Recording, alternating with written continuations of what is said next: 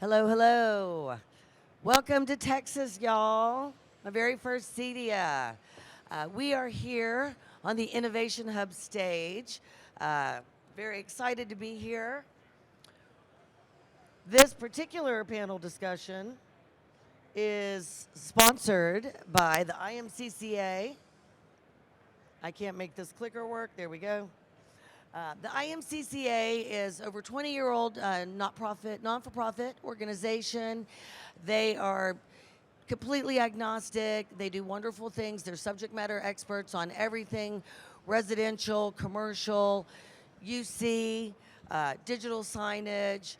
Wonderful organization. They have a booth not far from here, so just about 2 stands over. Free to join. They helped get me through the pandemic with some of their wonderful happy hour virtual luncheons. And I really support this group. They're wonderful people. So today we are talking about what to do in a post-pandemic world, how collaboration has changed, why my clicker won't work. There we go. So we've seen kind of an evolution over time. Telecommuting is not something new. The term was coined actually back in 1971, so it's been around a long time. Obviously, it expanded a lot.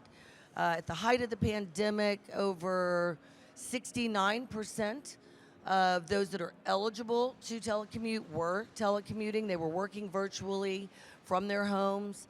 Obviously, that was not any of our lovely AV integrators because we've got to go to a job site in order to get it done. And so we've seen a lot of that expand over the years. And this is where we have an opportunity to take a look at how that's changed, why it matters to us in the AV world.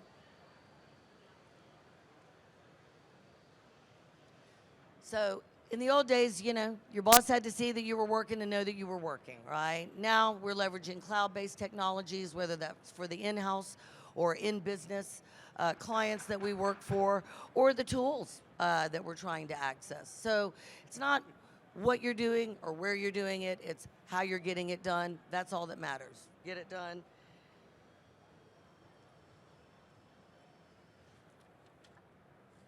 There is going to be a really much more well-spoken and thoughtful panel on the Smart Stage at noon today, presented by David Danto. I highly recommend it. Smart Stage is just down to your left. And I highly, highly suggest that you go check it out. So here we are. So what has changed with hybrid working?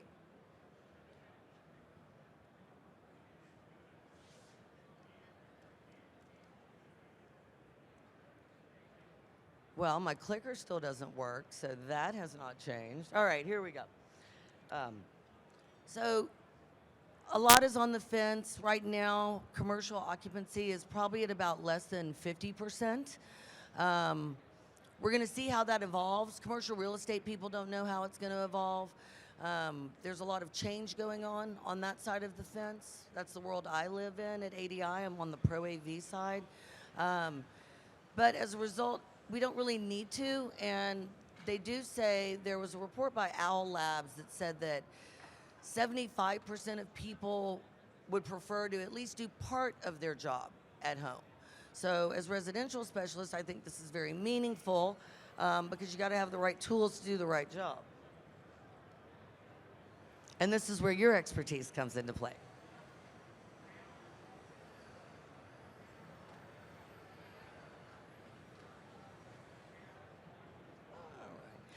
We've also seen big, huge changes in where people work, where people live, how they choose to work. A lot of exoduses from very expensive markets to more rural, more scenic, some even beach environments. Obviously, you can work from anywhere, get your job done.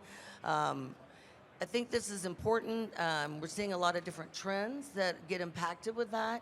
And with those trends, we certainly have certain other opportunities that come as we adopt to embrace those trends.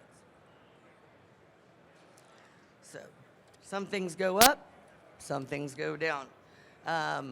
When I first joined my previous employer during the pandemic, I was the first remotely trained employee. We kind of winged it. We did it over Teams, which was fine. Everybody has Microsoft for most businesses, large corporations. And 100% of my job the entire time I worked for them during the pandemic was remote. I still had wonderful relationships with my teammates, even though we had only met virtually.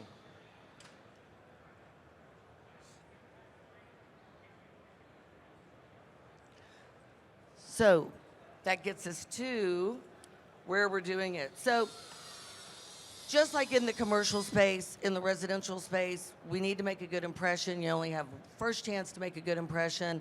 That means we've got to have the right tools for the trade. That's where your expertise comes in. We need good lighting, we need good audio, we need good video. We also need some decent bandwidth. That certainly helps. And so today I feel very fortunate. We've got two great panelists. They're a lot smarter than me. Hello, gentlemen. Hello. Hi. Sam, why don't you start? Introduce yourself to the group. Thank you.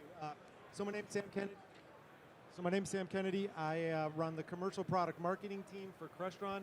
I've been in the unified communications industry for about 25 years. I spent the last 17 at Polycom and Poly. Nice. And I've been at Crestron here since November. Awesome. And Jay, introduce yourself. Yeah, Jay McCardle. So I've been in the industry, much like Sam, for about 15, 20 years. Started as an integrator, actually CEDIA certified installer back in the day. I run all of video product for HP Poly now, so all of the product roadmap for webcams all the way through our conferencing applications. Been at Poly for about a year and a half now, been in this role for about 6 months. So y'all are both industry veterans. You've seen a lot in the last 20 years, 40 years collectively. I'm curious, if we look just at the last 3 years, right? So the year before, 2019, here we are in 2022. How much of the change to a flexible and hybrid model do you think is permanent, in your opinion? I'll take it to start. I think that the change has happened. I don't think that we're going to go back to what it was before the pandemic. However, I don't think it's done. I think that we're in a transitionary period right now where everybody's trying to figure out what's going to happen, what we're going to evolve to. And everybody in the office and everybody at home is still trying to figure out what the new normal is going to be. But I think we're probably a year and a half away from that. I would totally agree that Yeah. that we're not finished yet. It's still going to evolve, but we're not going back to the way it was. That's the one thing is for certain is some level of hybrid work and working from wherever, which a large part will be working from home. That is going to continue for the foreseeable future. What does that look like? What will it look like for different organizations? What will it look for different working groups? That's going to evolve, but it's not going back to the way it was pre-pandemic. Do you think the supply chain issues that we all struggle with has exacerbated that, or do you think it's just? I think it's the exact opposite. I think that the demands have been so great that that's driving supply chain issues. Right, we're seeing tremendous growth because there is this need for hybrid work, and most organizations aren't even back yet. Right, so again, been doing this for 25 years. Collaboration inside of the enterprise is still very, very, very small utilization, right? Or conference rooms, I think we're like 10% of Right. conference rooms around the world have some type of collaboration in them, depending on which analyst you talk to. Yeah. Most analysts are saying that's going to double, get to 20%. So what that means is that there's going to be this huge, and we're in this huge growth right now inside of the conference rooms, which a large part of that is because organizations understand there's going to be this huge demand of work from home. Yeah, and I think just to add on to that, this, like at the beginning of the pandemic and kind of where we're up to now, like availability was the highest feature, right? Whatever I could get my hands on so that I could get in communications, that's what I put in. I think that as people get back into the office, as people start to understand and settle in and try to figure out what the new normal is, then we're going to start to see requirements change. We're going to start to see the next wave is not going to be simply because of availability. It's going to be on the features, be on what the expectations have changed to. And that's what we're trying to figure out right now, because I think that there's going to be an absolute second wave. Sam mentioned, right, like pre-pandemic, it was, I think, 4 or 5% of conference rooms penetrated. We're up to like 8, 9% now. And of those conference rooms, depending on who you listen to, it's 50 million to 100 million. Yeah. Like conference rooms. And so we're going to be making more educated decisions rather than what's simply available, what's simply in stock, and that's going to change over the next few months. Like when I say few months, like anywhere from 6 to 18 months. Well, it's interesting because pre-pandemic, remote workforce was about 5 million eligible employees. That doesn't include self-employed people, right? People that are working for someone else. And that's like less than 4% of the workforce. So I'm curious, what do you think corporations think hybrid work means? Do they know? Are they still defining it? Is it a living verb, noun, adjective? I think it's still being defined for each organization, because when, excuse me, when you talk to the users themselves, they don't want, most users or most employees do not want to come back to the office, right? Right. That they want some level of hybrid work, and when we've even done some of our own studies where employees are prioritizing the flexibility of work from home over how much money they make. And that's how important this is to the employees out there. So while enterprises are trying to, or just organizations in general are trying to bring employees back, there's this struggle between that. So that's where I don't think as Jay said, we're not settled yet as to what this is going to look like in the future, because there is this dynamic where the employees want some level of flexibility, employers want to bring people back to the office. So we just has not yet settled on a specific strategy. And I think, again, I think it's going to be years and years before we see any real consistency over how this settles down. I think it's going to ebb and flow for the foreseeable future. Jay? Yeah, I think that when you said that people don't want to go back to the office, I think that they do, but they don't want to be told they have to, right? Yes, I think that I would there agree. is they want to have the option, they want to have, it requires a center of gravity for you to come back to the office. So they want FaceTime with executives. They want to see their colleagues. They want to be able to collaborate. They want to be able to do these different types of things in a common space and in a safe space and all of those things. But they don't want to be told they have to come back into the office. There has to be something that brings them back into the office. There has to be that center of gravity. And I think that that's, from an integration standpoint, I think that trying to bridge that gap of what is it that's going to bring people back in? It's not the free snack bar, it's not the ping pong table anymore in commercial. It's having the appropriate technology, having the appropriate spaces, having the appropriate people.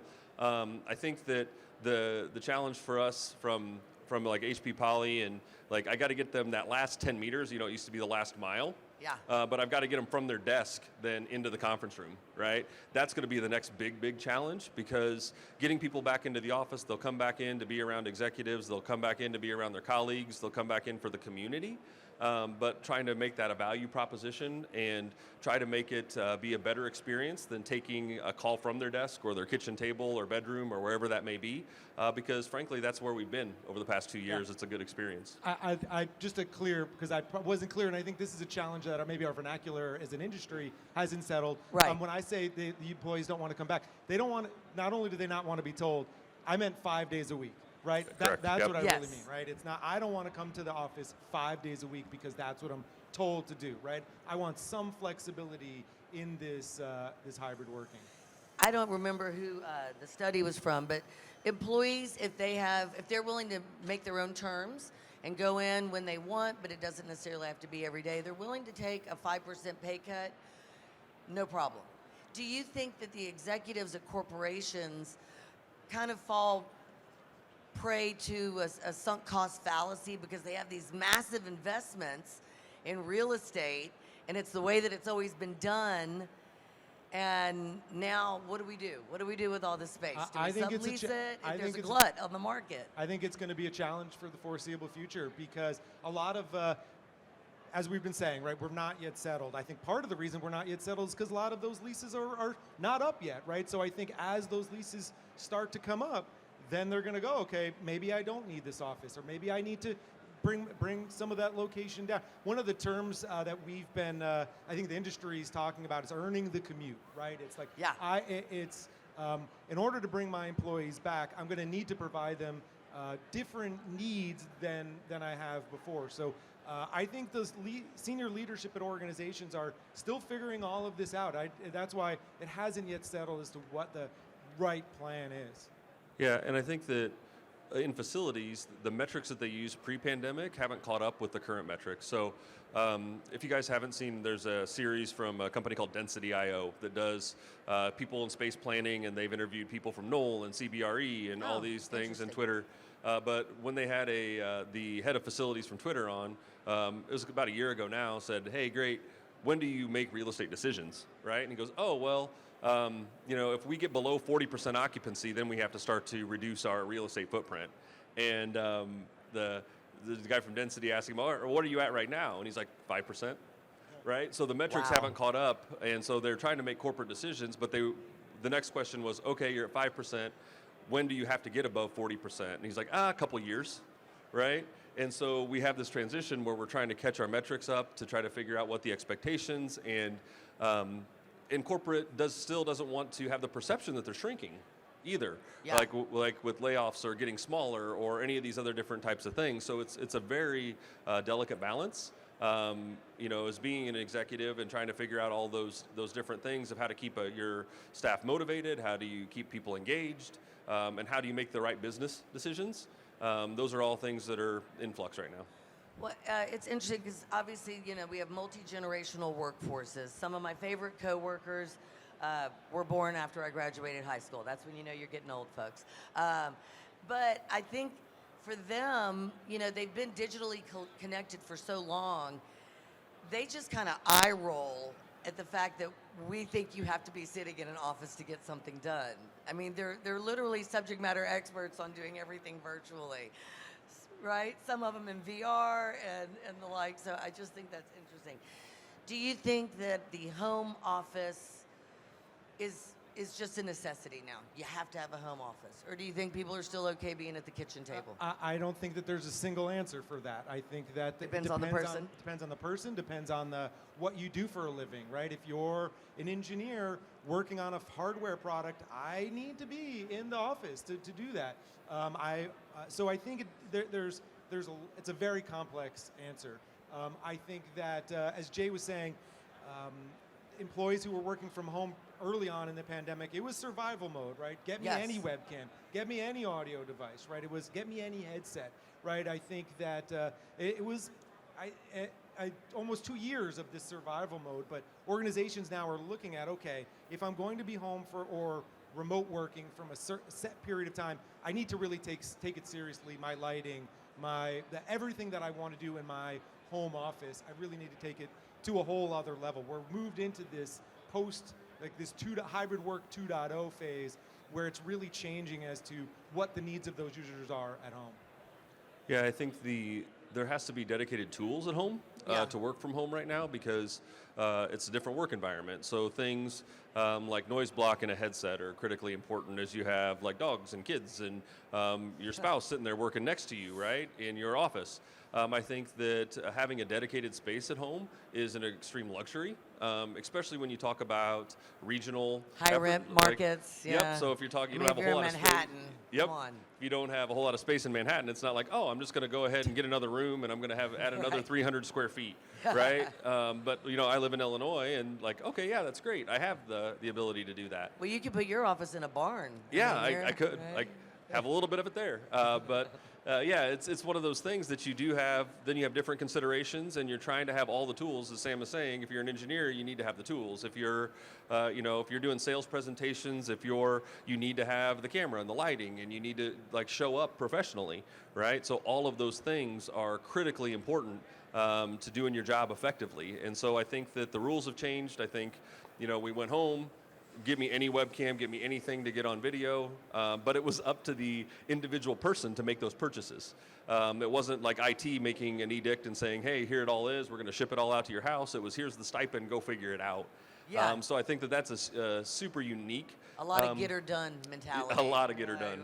But I think that, and people did, right? So now they're coming back and saying, okay, why do I need to adhere to these standards, right? And that's something that I think we'll talk about later, why that's important, again, what that next wave looks like as opposed to just availability, just get me on camera, to, okay, great, this is a business tool that has to be managed, that has to be secured, that has to be consistent, all of those different things. All right, so our last question, is the spread of knowledge workers to suburban and rural areas And mixed use, formerly business-only districts in cities inevitable. Have we seen changes that way? So I think it's a loaded question. Do we have to worry about bandwidth now? Oh, absolutely. Agit Pi, thank Yeah, you. Of course, right? I, It's I about the picked my experience. house by where I could get high-speed internet. Like, Yeah. frankly, right, of what I could get commercial-grade internet. There, I think that those are going to be real decisions that weren't, considered before the pandemic. But I also think that the people, like to your earlier question about the real estate and the sunk costs and all of these things, I think that's part of the reason why executive leadership is requiring some days in the office. Because Make if it them was feel better about their investment? no, because then that anchors the employees within the office distance still, right? sure. So if they have to come in Oh, one day or right. 2 days or 3 days a week, they have to live close to the office, and that requires them to, then they can be required to come into the office. But if you just let it go fully remote, then you could have everybody that got hired in New York and in San Francisco move to Illinois, where I live, right? And same pace based off of regional, but not be required to go into the office. So it makes it a different and interesting HR problem. Well, and it's interesting because I read an article the other day, and it was talking about people that they've relocated, but they didn't tell their employer. So it's a British guy, and he's not in Liverpool. He's in Thailand now because that's where his ex-wife wanted to move with the kid, and he wanted to be around his child. And it's different weather. He's got to check the weather report, and his boss keeps saying, "Why don't you come into the office? We're gonna have an event." And he's like, "Oh, sorry, child has this to do, conflict in the schedule." But I think that's an important point, though, for this audience, right? What an opportunity, because if my office is meant to be in London, but I'm in Thailand, I want to have the best experience when I'm talking to my employees or my boss, and I'm remote. I want the best lighting. I want the best camera. I don't want to be disturbed. I want automatic shades. I want lights outside my office so my kids won't bother me, right? So I need to be set up with the best experience as possible so that I can be very effective remotely, right? So it's not just this small little webcam. It's going to work when I'm half the distance around the world. And I don't want to be questioned where I am. Yeah, I don't want to be questioned where I am, right? I want that experience because I can still do my job effectively remotely, but I have to be set up with the right tools inside of my home in order to deliver that type of experience. Or even at your office. I worked for a Pro AV manufacturer, and I remember getting very upset because our CEO had been interviewed. He had a big announcement to make. He was overseas. He had been interviewed by Gary Kay with Rave Pubs, and his lighting looked horrible. It didn't have a backdrop, so there wasn't a green screen. It looked like he was like in a prison cell.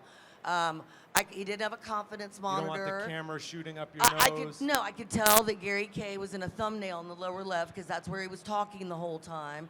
And I was like, oh my God, that's so embarrassing. We work for Pro AV people. We build product, and we're not even going to use the proper product to make a proper impression so that people can get excited about what we're manufacturing and our announcement. And a lot of people, listen and follow Gary Kay and watch his podcast, and shame on us. How can we do that? Unfortunately, I did bring it up at the big kickoff meeting with the new CEO, and I might have gotten our head of marketing overseas fired because of it. But it had to be said. Well, I mean, that's the reality, though, It right? is. I am at home now. Again, you watch the news. Well, and no it's a matter what digital news asset, right? it is, It's going right? to live So in the cloud I have forever. this People are home going to be able to studio. go onto Rave Pubs and look it up. So the more senior you are in an organization, the more likely you are to have this automated high-end home. I'm going to want to put in the tools there to give me that home office of the future. These tools are available to deliver this experience because you want, that's what you're projecting to the world. In the past, I may have gone into the office and had a proper studio with the proper lighting and a high-end Dedicated. cameras to do these And staff. interviews. And staff to do it, right? Staff, Now I'm yeah. joining my Zoom call, I'm joining my Teams call, and I'm broadcasting to the world. So I need to be set up with the proper tools in order to give that view that I want to give to the world. Just the professional presence, right? You need to have the appropriate professional tools to have the appropriate presence wherever you may be, right? Work is not a place that you go, it's something that you do, right, at this point. Well, it's interesting. I did not know it was a job, but for Fortune 1000 CEOs, they have their own dedicated AV dude or dudette that travel with them all over the world just to make sure their video conferencing works when they're in Singapore or Aberdeen. And it's a thing.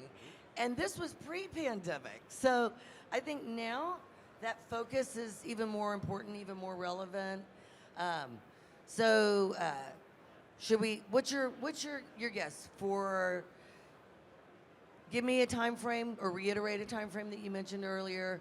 How much longer do we have? Is this ever going to be over? We're going to have variants. We're going to have different boosters. We got to keep going. When do you think it'll settle out? 2024? If we're lucky. If we're lucky, okay. I think probably it's somewhere between the 18 to 36 months. I think that we're going to be settling in that time frame. I think it's once we get past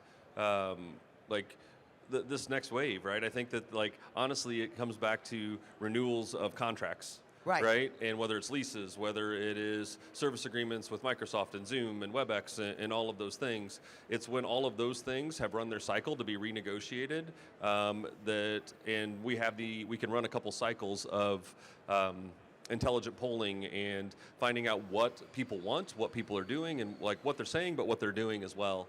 And so it'll take us a year and a half to get that information, and then it'll take another year and a half to enact the information that we've learned. Yeah, I would agree. I think that's at least that long. I think it's gonna evolve for the average user or the average employee. That is for certain. It's at least that long. I think for certain individuals, especially for this audience, where we're talking more maybe higher up in an organization, they're going to need a home office. They're going to be because again, I may be talking to the news. I'm going to need something at home. I may be there one day a week, one day a year, but I'm on the news for that one day. That pays for that specific that home office, right? Yeah, if you need a car that goes 200 miles an hour, it still has to go 200 miles an hour, right? Right? Even if it's once. Even if it's once. And so, right, the opportunity for this crowd or this audience around of how to set this up for your customers, it is now is when those things are going to change, and that's permanent, right? We're never going back to that. Some of these high net worth individuals are not going back. They need to be set up everywhere with where they're going to be with the best experiences for home offices. And then I think the average employee, that's going to evolve and ebb and flow, and it's going to be at least the next 36 months, and could be for 5-10 years before it really settles. But again, it's not going back. But right now we are in this. How do I set up for higher end individuals? It's right now, and that's never changing. Awesome. Well, gentlemen, thank you so much. Y'all remember when we thought this was all going to be over in 2021? LOL. Like 3 weeks or I know. So thank you so much to Sam Kennedy with Crestron, Jay McCardle with Poly, and the IMCCA for sponsoring this panel. And thanks for supporting. Appreciate it. Thank you. Thank you all.